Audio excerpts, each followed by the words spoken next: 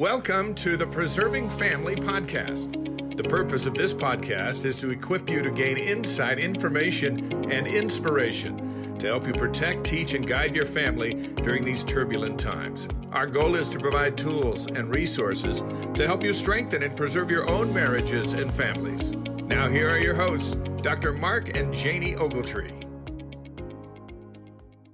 So happy to be with you today on Preserving Families. Thank you for listening in. Today, we have a pretty big announcement for us, and that's that the church history tour that some of you have heard us talking about the last several months has now been picked up by Morris Murdoch Escorted Tours. That's a big deal for us. This tour is going to be August the 6th through 11th. We're going to hit Palmyra and Fayette and the Susquehanna area in Pennsylvania, Niagara Falls in Kirtland, finishing up at the Johnson Farm in Hiram, Ohio, and then heading to the airport. The cool part about this trip is that we start on a Wednesday, and basically by the following Monday, we're home.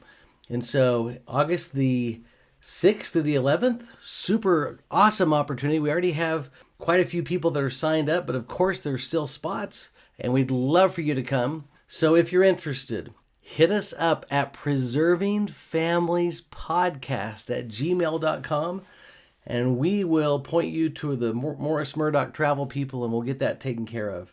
Now, for today's topic, this is going to be fun. We've been wanting to do this for a long time, so here we go. One of our favorite comedians is Tim Hawkins. He's a Christian, he's clean, and we always love his take on marriage and family issues. My wife gets mad at me for behaving wrong in her dreams. That ain't fair.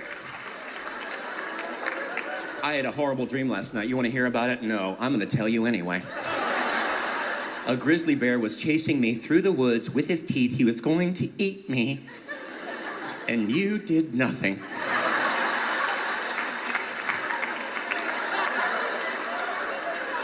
You just sat there and you didn't do a thing. What was I doing? You were playing poker with a rabbit. That's what you were doing. And that's the thing. You would do something like that. You would play poker with a rabbit while I was being eaten by a bear. Luckily, a giant unicorn came and saved me with his laser horn. That's how I saved, not by you. Okay, so I don't know about everyone out there listening, but for us, there is a lot of truth to that little clip, because Janie, how many times in our marriage have I woken up and you had a dream and I was in trouble? And I was mad at you. Before, yeah, and I didn't even do it. And your dreams are about me doing the worst possible thing in the world. Right? Yes, especially when I'm pregnant. I would get those kind of dreams. I don't know why, but they were very real. And I was literally dreaming about swimming in a bucket of chocolate or something, and you were thinking I was just thinking about the worst things in the world. Anyway, as the mother of 8 children, almost 30 grandkids, what is your feeling about differences between males and females? Is it a thing? It's definitely a thing. And I don't know how anybody could see that that's not a thing.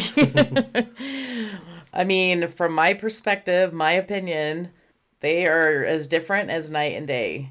That doesn't mean that boys and girls can't like the same things, that our girls can't love sports, because all of our girls totally were big athletes and love sports.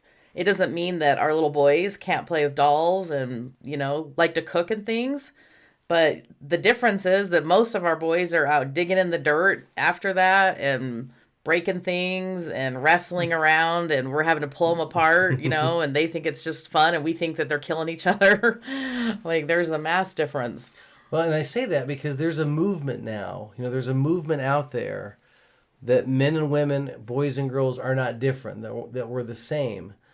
And I've even run into that with some of my students at BYU who don't want to hear that we're different. But not only do we know that we're different, but the Family Proclamation makes it very clear that we were created as male and female in the pre-earth life, and that we have different roles and responsibilities, and that we know, at least from a biological standpoint, that we are different. Mark, I literally just got back from the temple this morning, and as I was thinking about this upcoming podcast and knowing that we were going to be talking about the differences between men and women, anybody who's been to the temple understands that very clearly. The Heavenly Father created men and women. He created them separately and differently, and he created them both glorious. Right. There's no one that's better than the other, but we're very different and we have different roles. And if you listen to all the different ordinances in the temple, we are given different commandments. We're giving different blessings, where we have different responsibilities. And that is made very clear in the temple. The temple teaches us all kinds of things, but I think that's one of the great,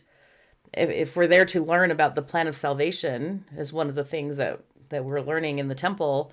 That is very and clear. The purpose of life. And the purpose of life. It's a commandment to multiply and replenish the earth. Well, how do you do that? You can't do that on your own. You can't do that with your girlfriends, or your group of friends. It's between a man and a woman only. And it's very clear in the temple what he's trying to teach us, if we will just notice. And not to get political and stuff, but it's just interesting that we just had to have an executive order that defined that there are only two gender or sexes, a male and a female. And for some crazy reason in this world today, that's so confused. So we're so confused as a people. We're supposed to be the most sophisticated, modern technology people, but now we don't even know what a male and a female is. We don't know what a boy and a girl is. Any 4-year-old could tell you what a boy and a girl is. And that's what's so crazy. But today I was reading in the Doctrine and Covenants for this week, and the Lord is teaching Joseph about Satan. There's a big section in Section 10 of the Doctrine and Covenants. And he's talking about Satan, and he calls him the destroyer. I think he mentions it 5 or 6 times, that he is a destroyer. He destroys. And that's one of the things that he does best, is he destroys our views on things. He destroys our testimony. He destroys anything that he can get his hands on. Where Heavenly Father lifts and builds and teaches and puts things back to get broken things back together. But Satan just destroys. And I think he's doing a really good job of that today, is destroying our youth, our children's views, the philosophies of men in this society, just wrecking them and just poisoning and destroying our children and their views on things and society's views on things. I mean, it's crazy that we just had to have a law that says, no, we have boys and girls, male and female, men and women. I mean, people 500 years ago would have just laughed at our society today, or 1,000 years ago or 10,000 years ago, because it's just blatantly obvious. Well, it's just so confusing. I would say even the proclamation in 95 made that principle. If you don't want to be political, just go back to the family proclamation, and where it makes it very clear once again of the distinct roles of men and women. And again, when that came out, when President Hinckley read that, we all scratched our head and we were like, yeah, like, what's the big deal? Like, that wasn't anything novel, Right. But then, because prophets see around corners. 30 years since that proclamation. 95, so 40 years. 40 years, and now we see the propheticness of President Hinckley in the Quorum of the 12 at that point to make that statement. Well, here's what's cool, though. Once again, just back to research for a minute, but even the majority of our nation recognizes those differences. In fact, in this Pew Research study, the question was asked is, first of all, are there differences between the way men and women express feelings? And 87% of the general population said, yeah, the way that we express feeling is really different. And then in physical ability, 76% of our country said, yeah, really different physically. Hobbies and interests, 68% said a lot of difference in our hobbies and our interests. How we approach parenting, this is really interesting because we'll talk about that today. 64% of the people in our nation said that, yeah, men and women parent differently. And so, yeah, those differences are there. I mean, we shouldn't have to have research to tell us that. And so it was John Gray who said that men expect women to think, communicate, and react the way that men do. But we've forgotten that men and women are supposed to be different. Or in other words, we would say God made us different on purpose. There's reason in that. And he said a lot of relationships are filled with unnecessary friction and conflict. And Janie, I think I can plug myself into that for a minute, remembering when we first were married. And I just was not getting it. I just thought the way that you saw the world and the way that I was seeing the world was exactly the same. And it took a while to start realizing that, wait a minute, she's not processing this the same way. She's seeing this really different. And I remember even when we were engaged, wrestling with you a time or two. I don't know if you remember this. Oh, yeah, I do. Because I grew up in a home with basically brothers, and that's kind of what we did. And When I grew up in a home, I had sisters, but I also had 4 little brothers, and that's all they did was wrestle each other. And so when you were trying to wrestle me, I was like, wait, what are you doing? Like, that's not... And yes, for those of you listening, this was not a romantic approach at all. This was just trying to have some fun. And Janie, that's what I remember is one day you just stopped me and said, hey... You're hurting me. Yeah, like, this is not fun. I don't want to wrestle. I'm like, wait, that hurts? I mean, that wrestling hold of the week hurt you? And you were like, yeah, this is not cool. I don't like this. And I was like, oh, I was just shocked. Because for you, that's fun. Yeah, I was just shocked that you wouldn't want to wrestle, right? But then when I wanted to go with you to a ballet down in downtown Salt Lake, you looked at me like I was nuts. Like you didn't want to go. Well, that came very apparent very quick that we were very different. Yeah, especially when I fell asleep and slept through the whole thing. And you still do to this day when I drag you to the things like that. Yeah, it's a good nap for sure. So I just think this is such a great topic for married couples. It's great for parents. You know, there was certainly a difference. We had 1 son and 7 daughters, and there was a huge difference in the way that they thought about things, processed things, you know. And so the very first area of difference we'll talk about for a minute is just physical differences.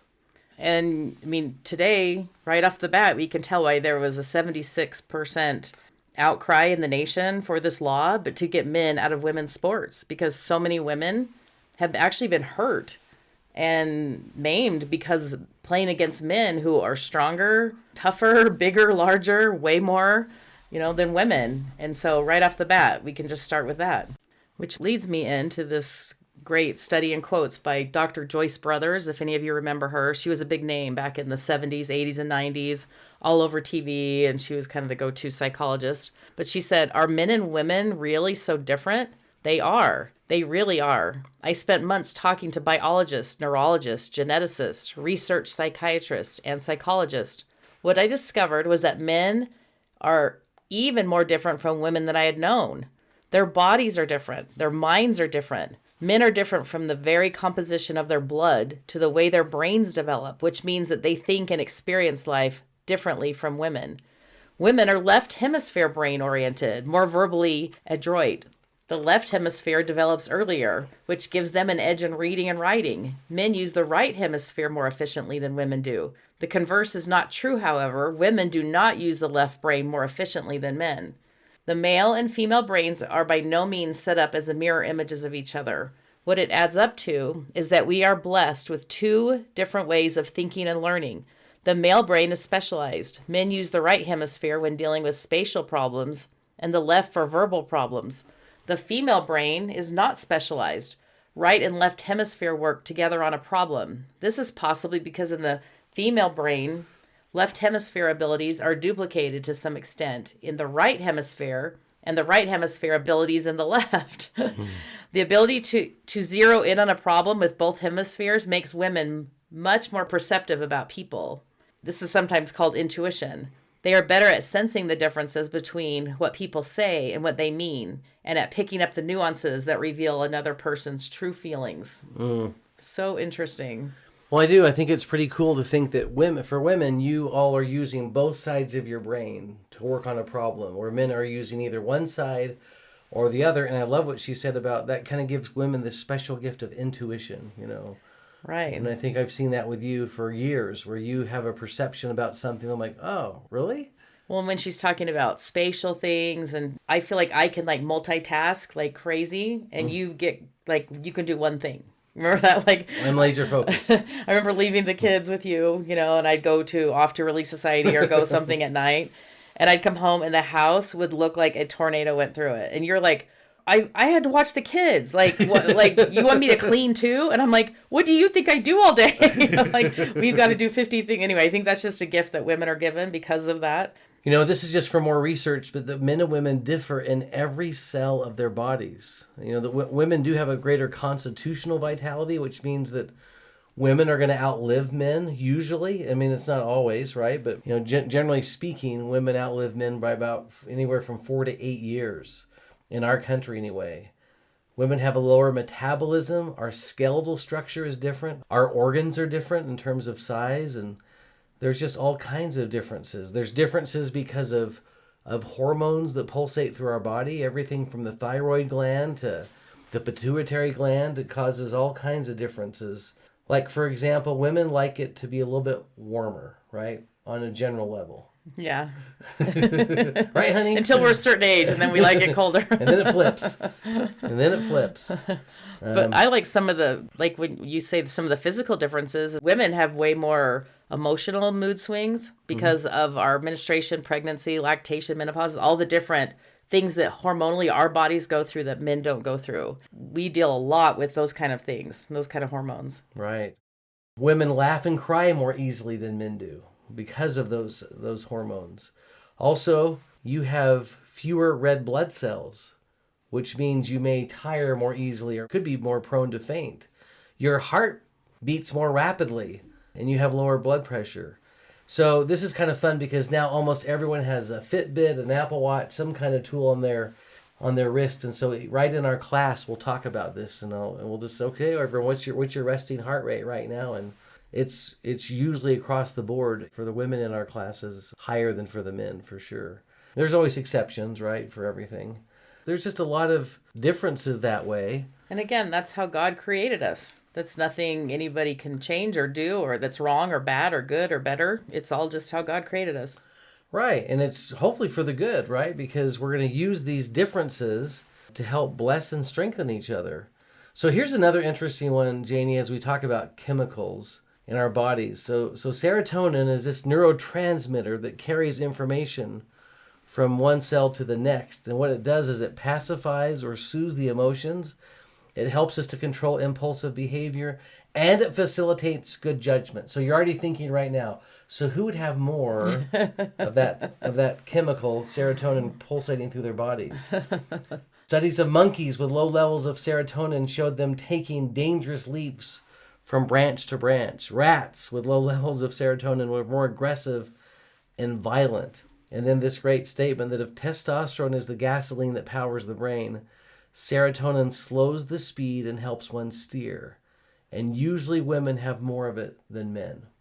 You know, I just think of all the crazy things we did when I was a teenager in high school. Girls weren't doing that. Girls weren't jumping off the top of a roof of the second story into a swimming pool, or jumping out of trees onto a pickup that was driving underneath us. And again, back to the little boys, our grandsons that just wrestle like crazy. Like they look like a pack of, monkeys just rolling around wrestling, and we're prying them apart, and guys, and they just think it's the grandest, funnest thing ever, right? Where little girls are just standing back like, why are they doing that? Yeah, like, what does that mean? But also, I think women's brains develop at a way faster rate, where men, there's studies now saying that men's frontal cortex doesn't even develop until they're 25 years old, which explains a lot, Explains the first few years of our marriage. Well, for sure, yeah, right? and then even sometimes when our son would do, dumb things as a teenager with his friends, we'd be like, what were you thinking? He'd be like, I don't know. Like, they don't think, you know what I mean? And we'd be like, yeah, we don't know either why you did that. But it's crazy how different we are.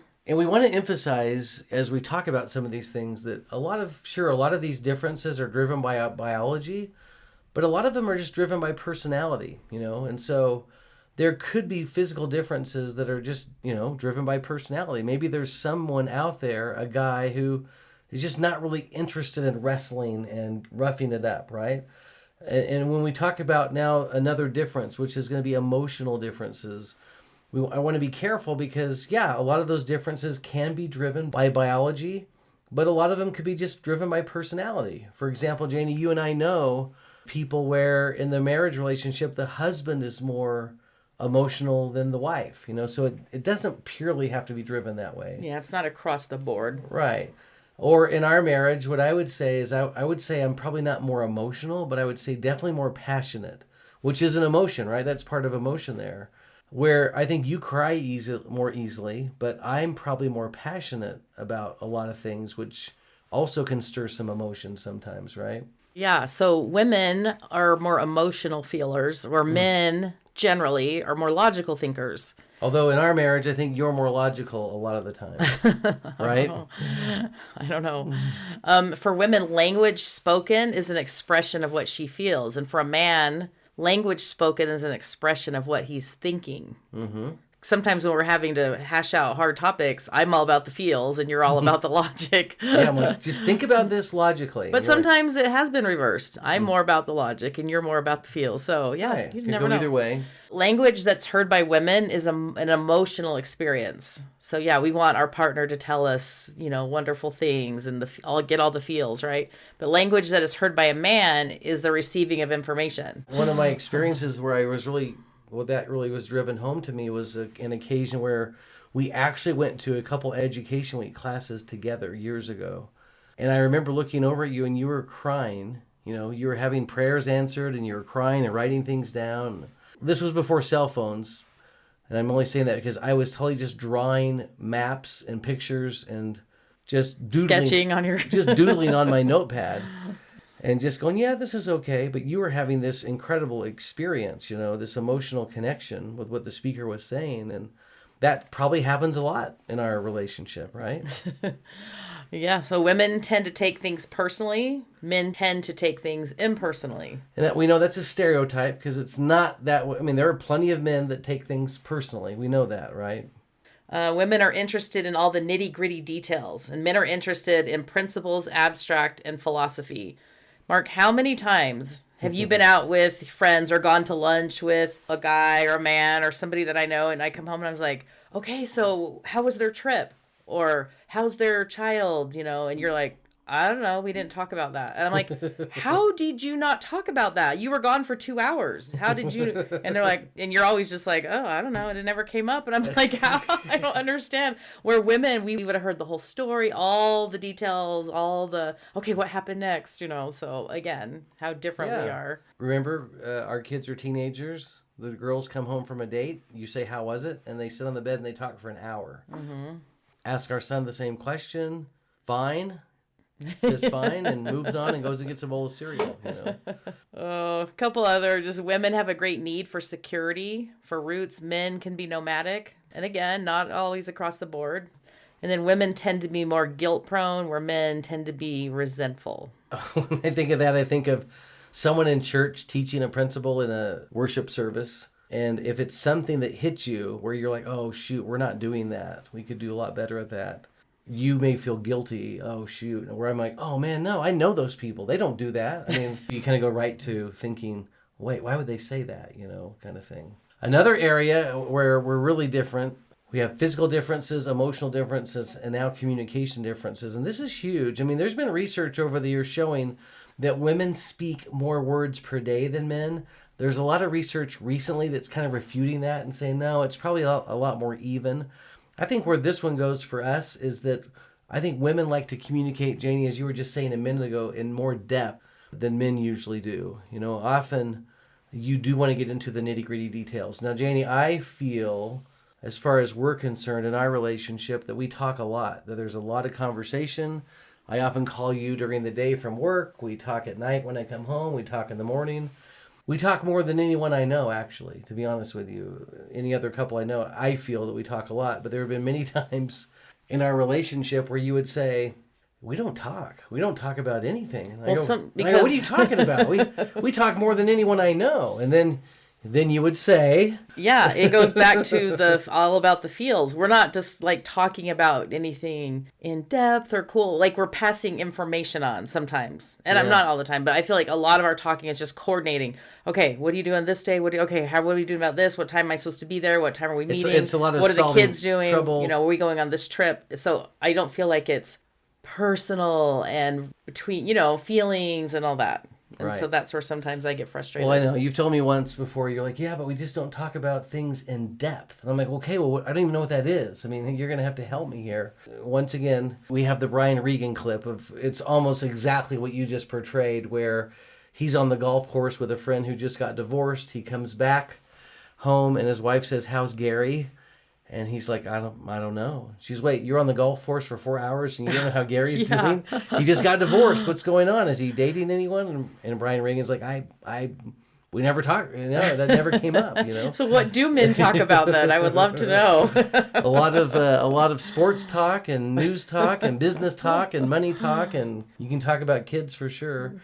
Janie, I think another one for us, a big one, is how we solve problems. Because this was an area for me that I just basically just ran into a wall one day where you just had to do a major course correction. I don't know if you remember that day. I'd come home from work, you were venting a little bit about the kids, and I said, Janie, they need a chore chart. You got to make them a chore chart. And I started going into all the, because they weren't doing their chores that day or whatever, and you just stopped me in my tracks, and you said, hey, stop for a minute. And then you said, I don't need you to solve my problems. I can do that. I'm a big girl, you said, which I knew when you said I'm a big girl, I was in big trouble. You said, I can solve my problems. I'm just trying to talk to you. I'm just trying to have a conversation, but that's hard for men, right? Because I wouldn't call my good friend down the street and say, hey, you know what? My car broke. Do you want me to come help you fix it? No, I just wanted to tell you that. But women will do that, right? Because they like to, that's how they connect. Right. And that wasn't the only time I've told you that in our marriage. I still tell you that. Yeah, I just need to have someone to vent to, and I just need you to listen and be empathetic. But I know that men do. Men by nature, you want to fix things and solve problems and answer things. Yeah. And so I think, and women, we just want to communicate. We want to bond. We want to have someone feel and commiserate with us. And so, yeah, that could be a collision course right there.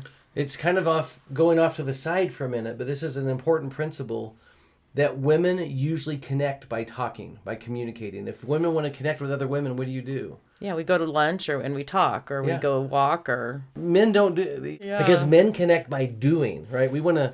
So you guys would be out golfing and then hang gliding and then surfing and right. So we want to do that. So once again, it's just important to understand, some of these differences, because it's not like our spouse is trying to be an idiot or a jerk or they're contrary.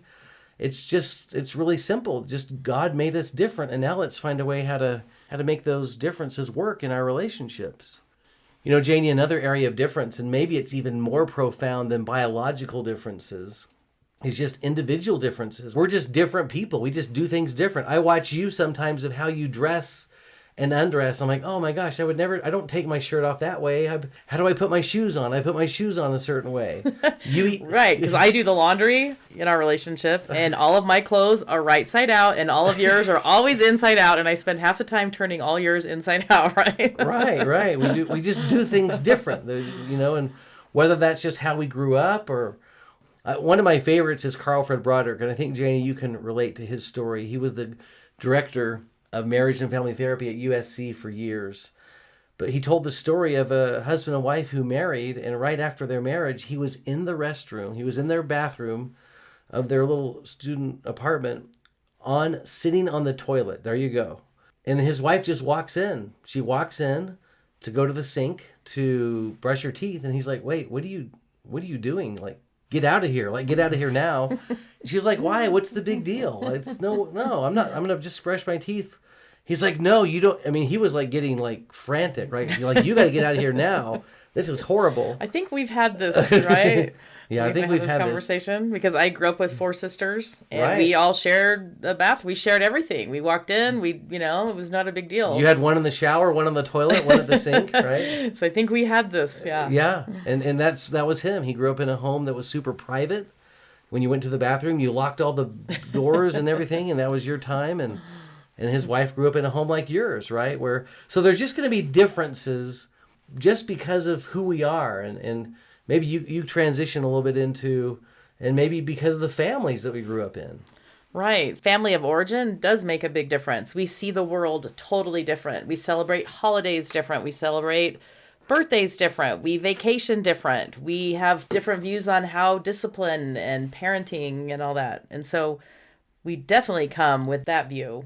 Well, I think of Douglas Brindley, one of our great friends and a great person that I look up to a lot, but he told the story of if his wife in the home she grew up in, which was very tender and nurturing, if she would have burnt their house down, he said her parents would have just walked up and put their arm around her and they would have said, honey, do you see that pile of ashes over there?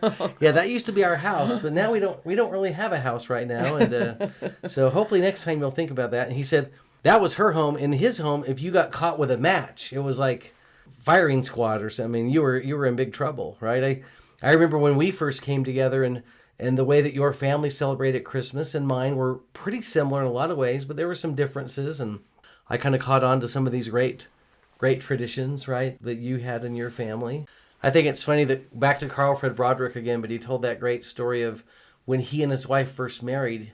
He said, we never even thought to think about what do you do when you get sick, but he got sick and he wasn't feeling well, and he gave his wife every signal of that he was sick, and she did not care. She did not pick up on it at all. She just kept going about her business, and he was just getting more animated about trying to show her how sick he was. So finally he laid down across their living room floor of their little student apartment, and she was vacuuming, so that was his way of putting a roadblock there. And she just stepped over him, and finally he started trying to do some fake cough or whatever, and she said, are you okay? And he goes, no, I'm sick. And she goes, oh, well, do you need something? He goes, yeah, I need juice, because in his family... His mom always brought him juice. Yeah, when he was sick. And she goes, okay. And then she brought juice back in a little thimble-sized cup, and he was like, okay, that doesn't even count. And then they ended up getting in this argument about what happens when you're sick. And she said, look, in my family, if you were sick, go get out of the way. Go to the back room. You just stay back there. They grew up on a farm, and it was just tough it out. And when you feel better, come out. You grew up in a family where when you were sick, it was like the red carpet treatment, royalty. Mom's bringing you food and treats and bringing the TV in. You got the movies. And it was like, why would you want to be well when you could be sick at his house? So they had to kind of work that out. Oh, that's a funny example. So another difference that maybe you wouldn't even think about are religious differences, because for most of us in the Church of Jesus Christ of Latter-day Saints, we marry someone usually of the same faith, probably in the temple. So you would think that we think the same or have the same opinions of things. Same beliefs. Yeah. But it can be very different. And for people that don't even marry someone in our faith, so maybe you marry somebody outside the faith, then differences, traditions, customs, all that can be very different. So I remember one of our first things is when we had a couple little kids, and on Sunday afternoons we'd come home from church. That's just a long day for kids, to be stuck inside. And I'm like, okay, let's go on a walk. Let's go out and ride bikes. And your view was, no, they need to stay in and read the scriptures and write in their journal. We're going to watch Book of Mormon videos. And I was like, honey, yes, we can do all that too, but you've got to break it up or you're going to make them start hating the Sabbath day. So that was our first kind of like, oh, we see things a different way. I know people see different views on modesty, different ways on keeping the strength of youth, different views on, how often to read the scriptures or how often they go to the temple or whatever. So it could be all kinds of different things how we perceive, so many of the religious practices. I remember one of my students, I'll never forget this story, but he grew up on the East Coast, and General Conference was a huge thing, not just for their family, but for their stake. This was just recently. I mean, this is like when the last 5 or 6 years, but their stake still got together on General Conference weekend, and you'd watch sessions of conference at the stake center, and then you'd have meals and food, and you'd visit and you'd talk, and it was just a really cool, but you were dressed up in your shirts and ties and dresses and had your journal and you were taking notes. It was just a big thing. And then he gets married. His wife is from here, and she says, we should go to my house for General Conference. And he thought, cool, let's go. That'd be great. And he was so disappointed. I mean, General Conference was on in the background, but no one was listening. No one was paying attention. It was almost more like a Super Bowl atmosphere where there was food and visiting and talking. And he was so hurt by that on the drive home, he just said, look, I'm just going to tell you right now, I will never, ever watch General Conference with your family ever again. Oh, and yikes. That caused World War III, I'm sure. Yeah. She was devastated because in her mind, her family did it better than anyone else, and anyway. So, there's just all these differences that we're going to have to talk through and work through because we're going to be coming at things from a different angle and a different perspective. Another difference is the approaches to child rearing. And, as we become parents, we see that things become very blatantly different sometimes. And again, not across the board, but by nature, men tend to emphasize play, while women are more prone to caretaking and protecting. And men are rough and tumble in their approach with their kids, while women are, again, not over the board, but usually more nurturing. Yeah. Women tend to be more responsive to their children, while men tend to be more firm, kind of rule-based. And women emphasize emotional security in relationships, while men accentuate competition and risk-taking. And I love that. That's one of my favorite parts of growing up with our children is me being on, close to them in their competitions and really encouraging them and pushing them on to. I remember telling my daughter once, Brittany, at a cross country meet, I'm yelling, I'm running alongside of her, like, Brittany, pass her up, pass that girl up. And she never did. And when we were done, I go, Brittany, why didn't you pass her up? She goes, I didn't want to make her mad. And that's when I was like, okay, this is not going to be my sport. I need to go. Well, again, the difference between how men and women think. Right.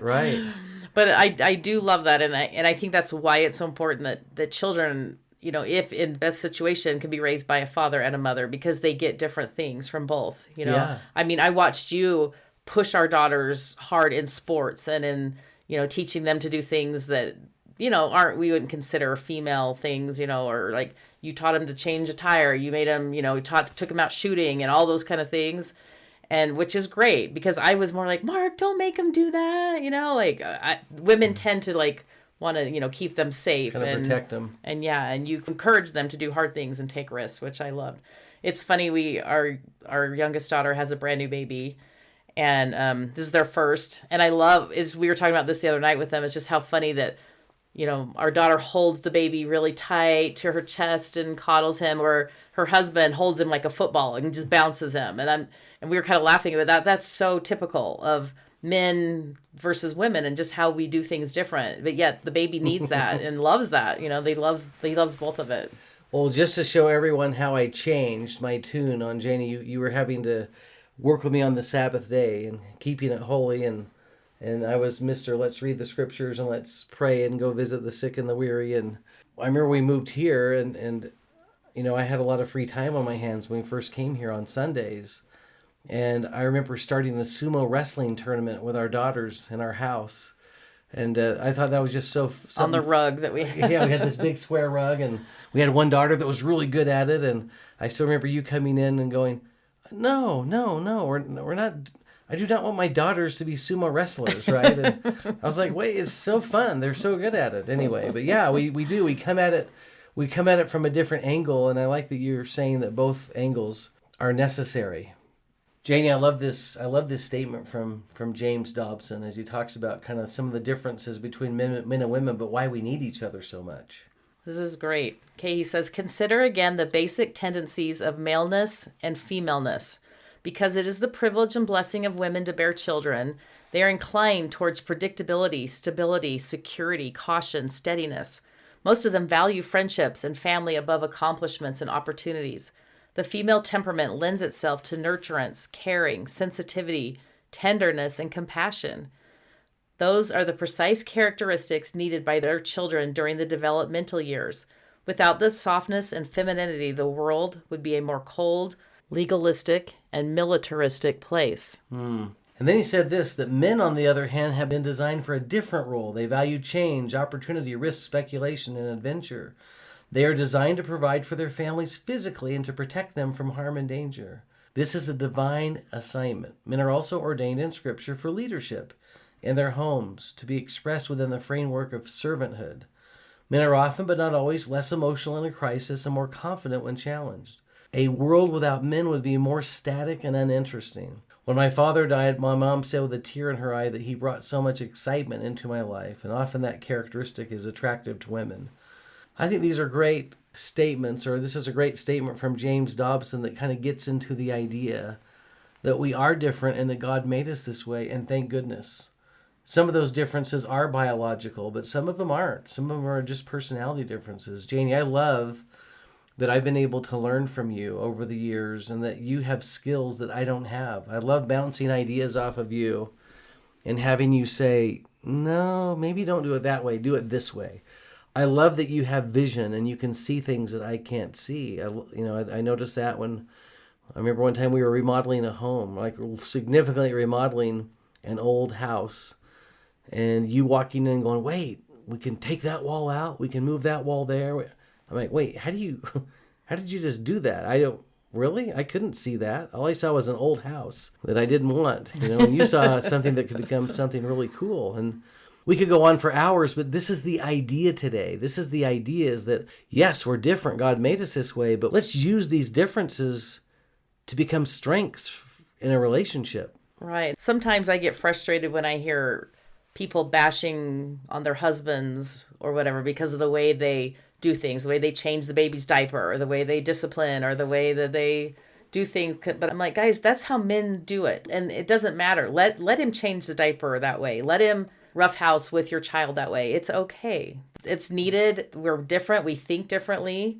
And we should appreciate those qualities and the opposite things in each other. Today, I hate the battle that it is between men and women, and why it's always we have to tear one sex down to, elevate the other, or what, vice versa, or whatever.